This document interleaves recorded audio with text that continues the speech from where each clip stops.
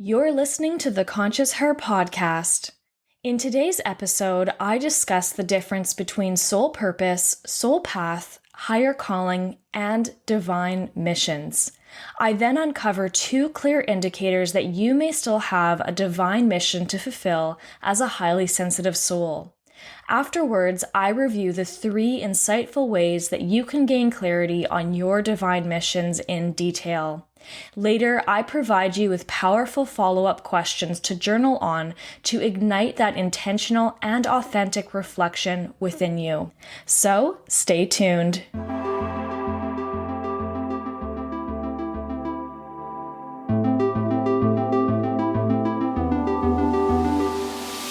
Hi, I'm Kimberly Morrow, and you're listening to the Conscious Her podcast. The Conscious Her is an accessible online platform and community of conscious women that are empaths, highly sensitive people, and intuitives who are both curious and passionate about spiritual and energetic self-development. As a professional psychic medium, spiritual guide and mentor, intuitive energy healer, and channel for over 5 years now, I dedicate my life to reconnecting energetically sensitive women to the divine within themselves so that they can live the most fulfilling, rewarding, and transformational life possible by remembering who they are and why they're here. If you're looking to learn how to leverage and apply your incredible energetic gifts in your personal and professional life, and utilize your intuition and sensitivity as your personal superpowers, this podcast is for you. So let's dive into today's discussion right now.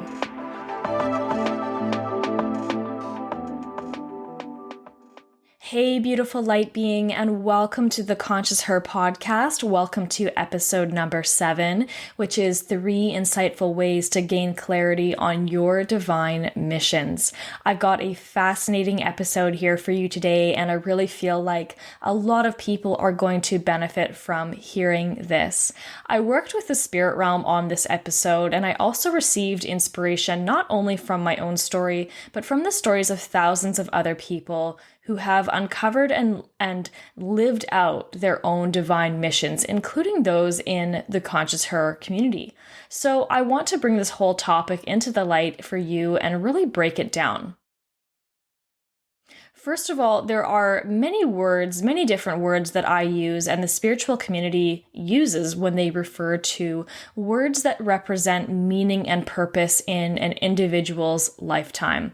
And I wanted to clear them up with you. So the words that I want to briefly go over are soul purpose, soul path, higher calling, and divine missions. I think many people use these words interchangeably, which I don't really agree with, but I want to share with you the meanings that I give them and the belief that I have about them. I have also asked the spirit realm to help me decipher these words as well for better understanding, and I hope this provides you with some clarity. So the first word that I want to go over is soul purpose or Dharma. You may have heard the word Dharma used before. Soul purpose is the same as every other soul, which is to learn, to serve, and to heal on behalf of the universe, or some people may say God, but in a way that is unique to your particular soul. It aims to achieve the soul contracts you secured before you came here. And there is a set of infinite potential possibilities in each lifetime that is available for you to reach for. The greater the potential is realized, the more enriched life you will lead. In other words, the more you are able to learn, to progress, to serve, and to heal in each lifetime, the better the experience of your lifetimes, and the more wisdom and insight you gain, the more you ascend spiritually. When you pursue your soul purpose, you also genuinely serve all of the other beings in the universe by living out your true role that the universe has created for you. Okay? And then we have soul path.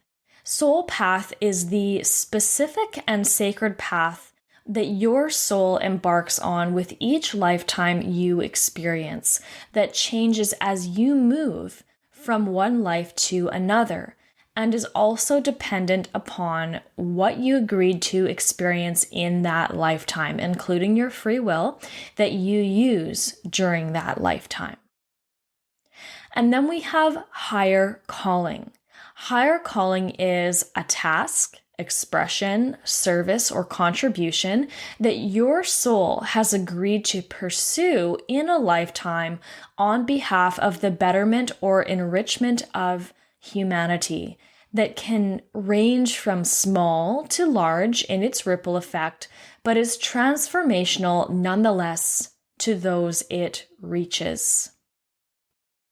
And then we have divine missions, or you may have heard the word soul mission before as well, which is a monumental task, expression, service, or contribution that your soul has agreed to pursue, usually in teamwork with other similar souls, to raise the vibration and well-being of the earth and of global consciousness. So now that I've gone over those 4 different definitions, I hope you have a better understanding of how they differentiate from one another. So today I'm talking in depth about your divine missions, which was the last definition I covered, specifically as a highly sensitive soul, and how you can reach a greater sense of understanding around this. Because I know that this is something that for many of us can remain a big, mysterious question mark for a long time. It's like being kept in a feeling of crippling suspense for something that's right under your nose, so to speak. In episode 1, I spoke extensively about what I believe in general encapsulates the divine mission of highly sensitive souls, which is that they came here to change the energy, frequency, and vibration of the earth, to avoid catastrophe, and to help raise the vibration of global consciousness so that they can ascend into the 5th dimension.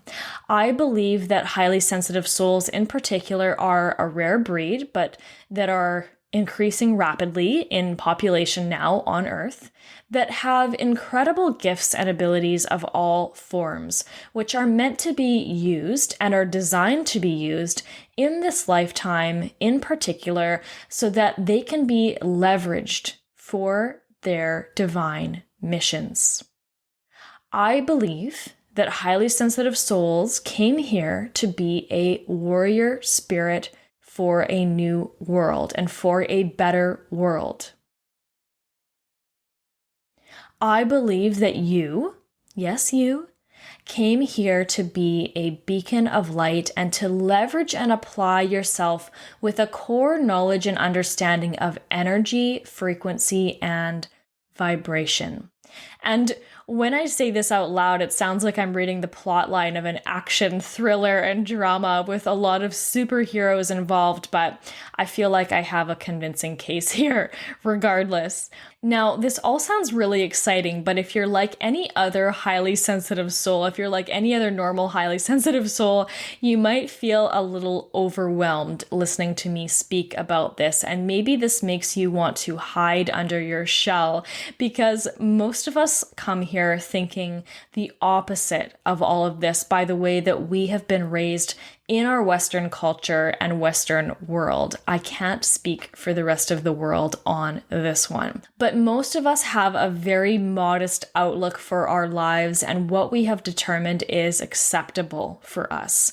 And then we try our very best to stay in line with those expectations for as long as possible, even if they make us sick or unhappy and unfulfilled. When we come back to the earth realm for another lifetime here, not only have we completely forgotten about who we are, we also grow up to be completely melted, shaped, and molded into the human being that our family, culture, society, conditioning, indoctrination, religion, and so forth has determined for us.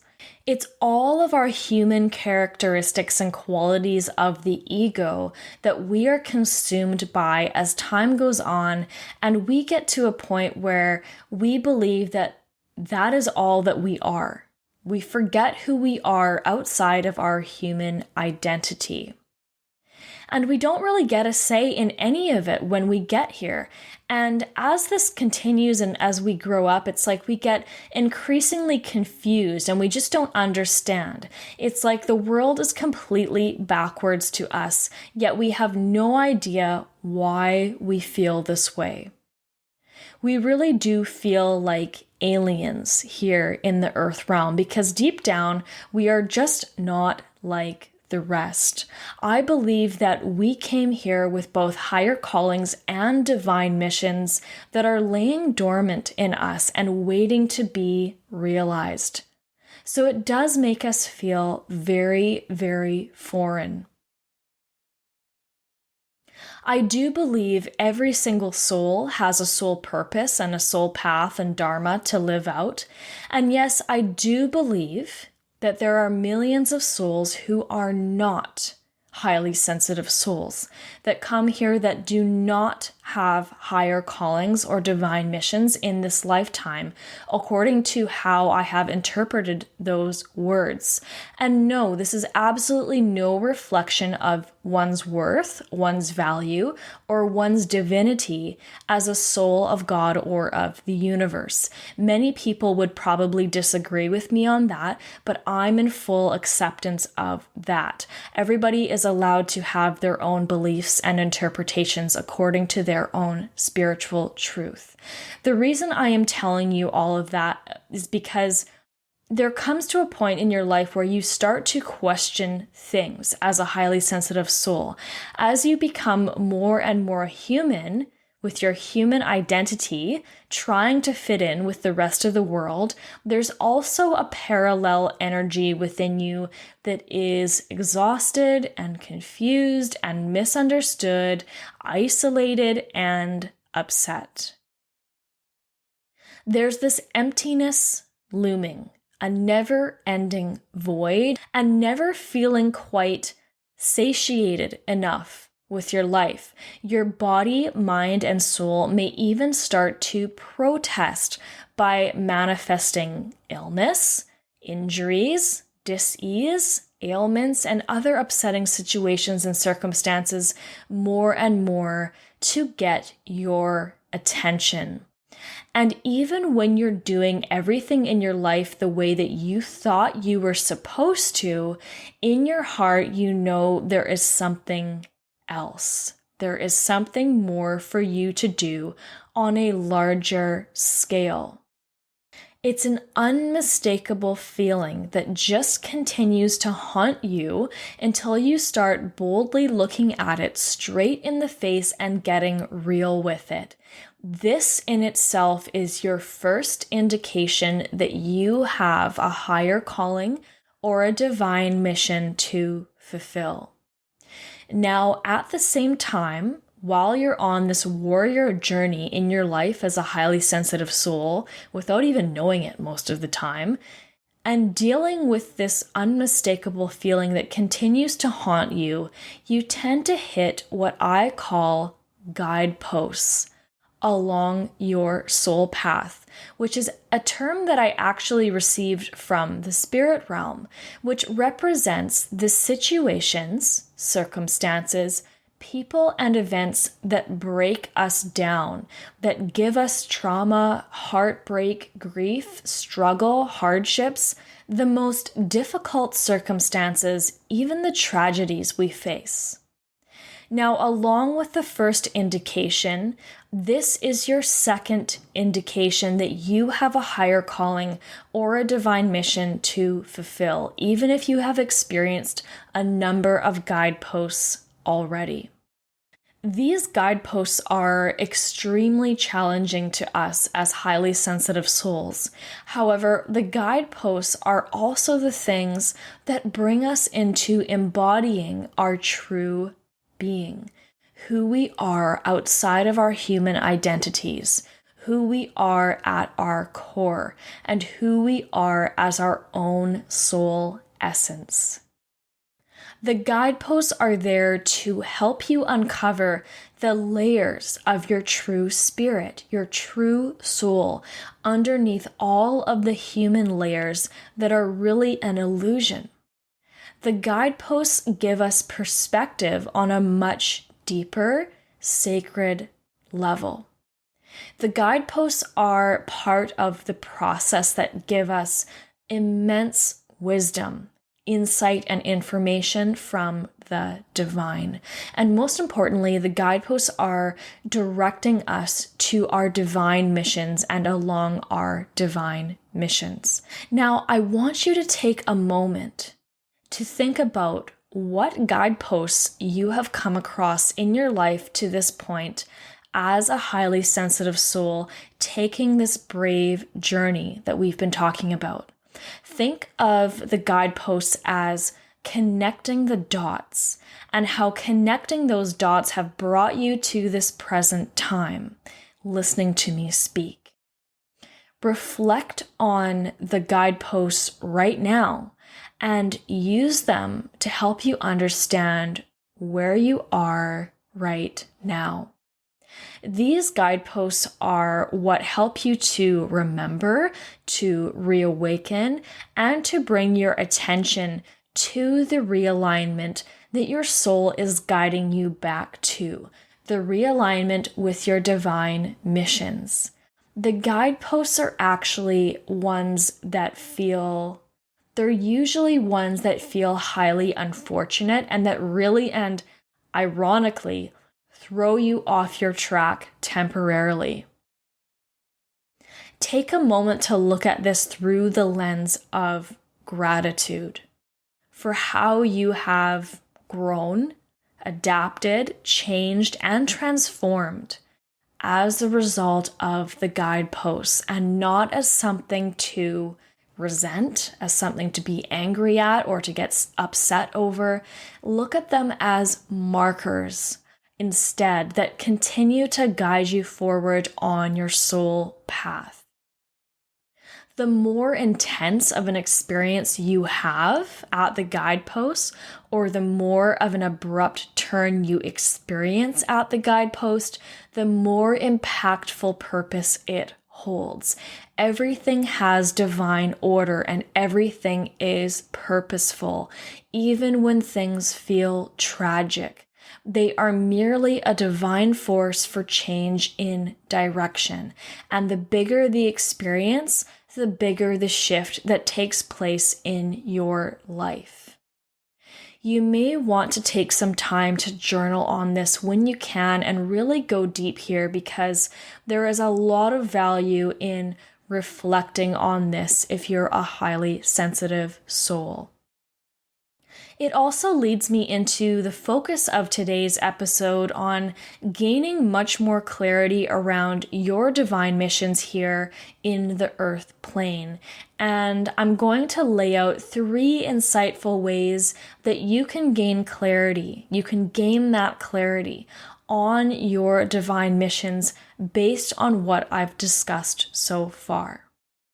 So naturally, the first way to gain clarity on your divine missions is, number 1, ask yourself, what have you struggled with the most in your life?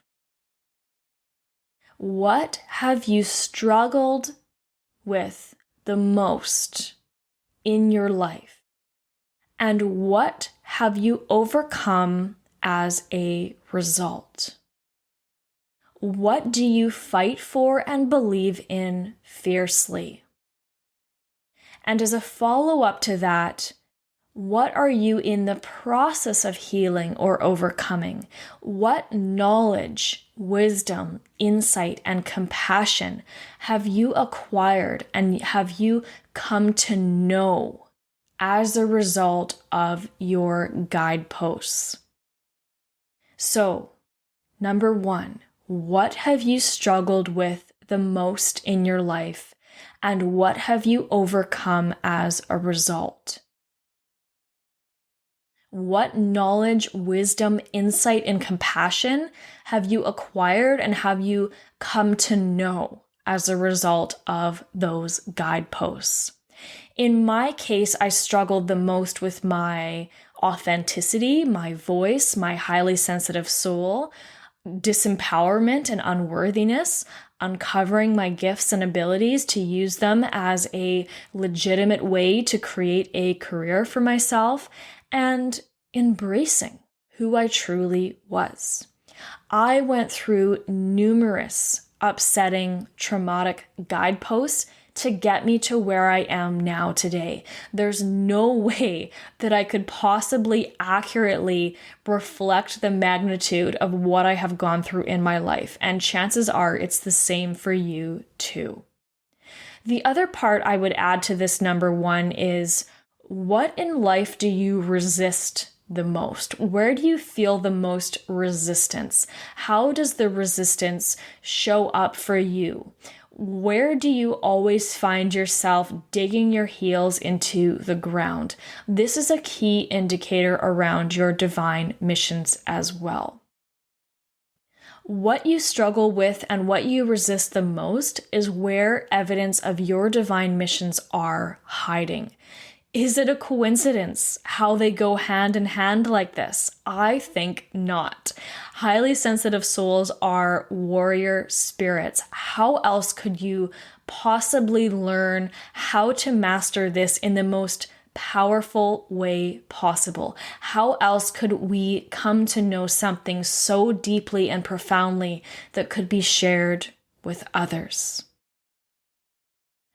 The second way to gain clarity on your divine missions is, number 2, look at your childhood.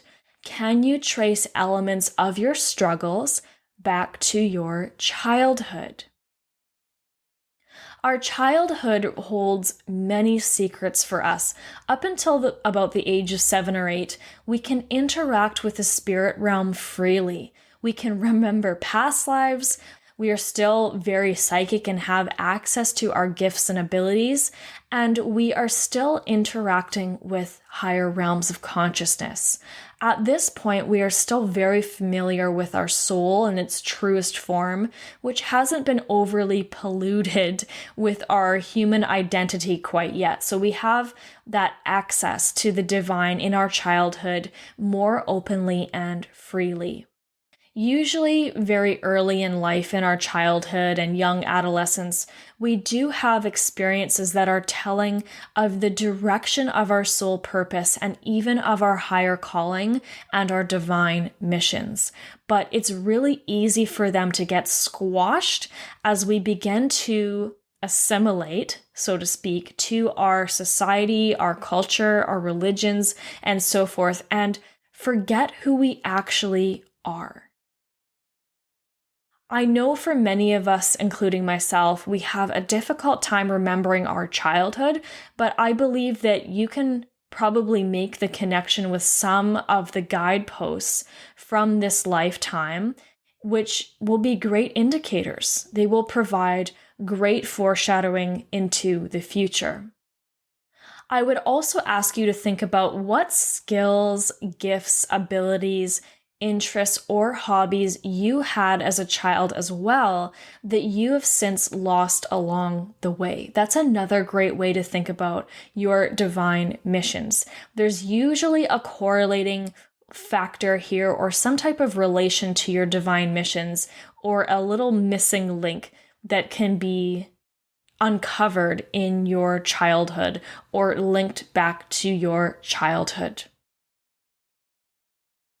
The third way to gain clarity on your divine missions is, number 3, ask yourself, what do people ask you for guidance or advice on the most?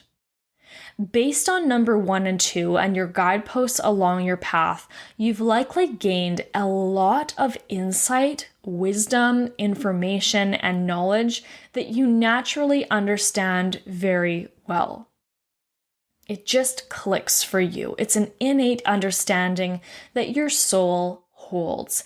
And chances are you've had this for many, many lifetimes before, even if they weren't Earth lifetimes. You've mastered this before, and whatever this is what your soul wants to do, to be, or to pursue. And as a result, you tend to draw in the guideposts that help you develop whatever this is more intensely each time around. The universe responds to your energetic signature and imprint by sending you what you need to continue on with its development. At the same time, people will find you and recognize your aura and come to you for advice on the same area of interest or the same topic. You naturally build bonds or connections with other people over this, and you get people asking you for advice here. The energy of your soul speaks before you do. As highly sensitive souls, we are often old souls, and people not only come to us for guidance and advice, they also feel safe and secure with us. They tend to open up to us a lot. So it's really great for us to reflect on what people ask us for guidance or advice on the most, and in addition to that, what types of guidance or advice do we actually enjoy giving? Okay, so are you still following me here? Now, taking all three of these contributing factors into account, a divine mission becomes truly activated when you see all of these things as purposeful. You feel a deep sense of gratitude for them, and then you decide to take all of this material you have gained and you turn it all around to help others. The true, authentic, heart-based intention to help others because you know it's the right thing to do. You know you could help a lot of people this way who are struggling, and you have the valuable knowing and knowledge to offer them. And make no mistake, nothing is too small or too big, too much or too little. Nothing is out of the question here. And when you start taking action on this, when you start applying yourself, when you start taking yourself seriously around this, this is where the magic really takes off into a massive ripple effect. This is where you light the fire of your soul. This is where that unmistakable feeling that has haunted you in your life, that knowing and sensing in your heart that there is something else, something more for you to do. This is where the veil is taken off. This is where the light shines down on you so brightly it's blinding. The looming emptiness you felt, the never-ending void you were floating in, the unshakable unhappiness you felt, the feeling of never being satiated quite enough in your life, the always getting ill or injured. This is the beginning of the end. This is where it dissolves slowly but surely. The reason I speak about these 3 insightful ways to gain clarity, and I speak about your guideposts in detail, is because there is no one more qualified for your divine mission than you. It's the human identity that tells you otherwise, which can leave you stuck for many, many years. You have experienced a sacred compilation of divine situations, circumstances, events, people, and karma that have given you the opportunity to not only fulfill your soul purpose, but also to respond to your higher calling and, most importantly, your divine missions. Do you have the courage to answer that call? If you actively, bravely, and courageously pursue your divine missions, you uncover your gifts and abilities stronger than ever before. You feel what authentic alignment feels like. You feel like yourself again, and you recognize yourself. Your physical and mental health begin to improve rapidly. You become much more resilient and adaptable. You draw in supportive energies from the universe to help you carry out your divine missions. You experience ease and flow in your life that you have been craving for so long. You experience life with a completely new lens, and you cannot go back to the way you were before. And as you pursue your divine mission, you team up with other highly sensitive souls that are also pursuing their divine missions too, and you inspire and empower one another, and you may even work together. Notice how, with all of the ways to gain clarity on your divine mission that I've provided, I've continuously asked you specific questions to ask yourself. The only person that is going to be able to determine your divine missions is you. The best leader in all of this is firstly you, your spirit team, and the universal intelligence or source. No one else can come between you and determine your divine missions here. This is sacred to you. Others may make suggestions, but ultimately it's up to you to determine this for yourself. However, once it clicks, it really, really clicks.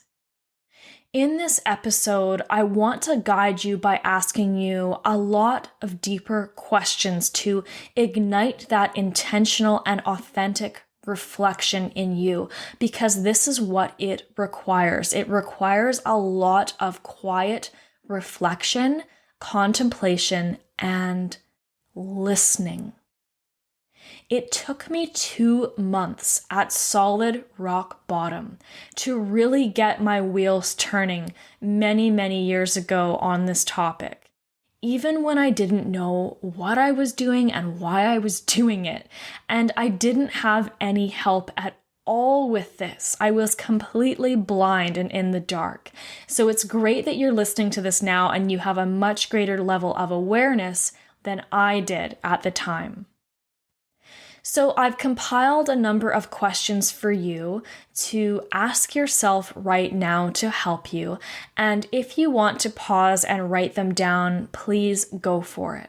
The first one is, am I still feeling that looming, lingering, unmistakable feeling that there's something more for me to do, to be, or to pursue, but I just can't quite put my finger on it?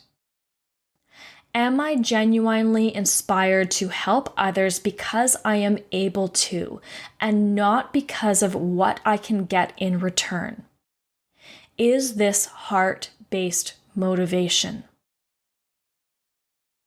Am I sensing a need to solve a problem that currently frustrates or bothers me because myself and others are suffering? Or because I have suffered in the past?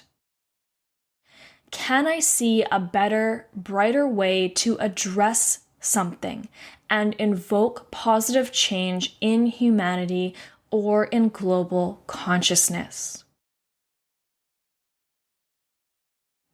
Do I have natural or developing skills, knowledge, gifts, or abilities that I can use to do this or to address this that feels right to me? When I think about the solicited advice or guidance that I often give, is there a part of me that feels fulfilled when I provide it to others? Does it give me a rewarding level of fulfillment? Do I have a natural desire to help others? Is service or connection part of my value system?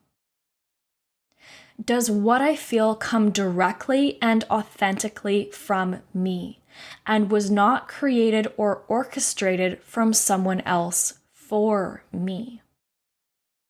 If you can genuinely respond yes to most of these questions, then you've got work to do here on the earth plane, my friend. Work that can change the world.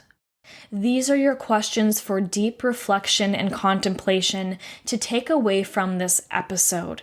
The more you dig into them, the more gems of information and insight that you will find within yourself. And you can easily use that information and insight to guide you forward into your next steps. Is it easy? No. Is it worth it? Always, and without a doubt. I sincerely hope that you have enjoyed listening to this episode today and that you resonate with it and you can relate to it. I would love to know if I have sparked the embers of your soul fire around your divine missions. Please reach out and connect with me over Instagram. My handle is @theconsciousher, which is all one word, and let me know what insight you have gained from this episode. That's all I have for you today. Thank you so much for listening. Have a great day, and I'll catch you on the next episode. Take care.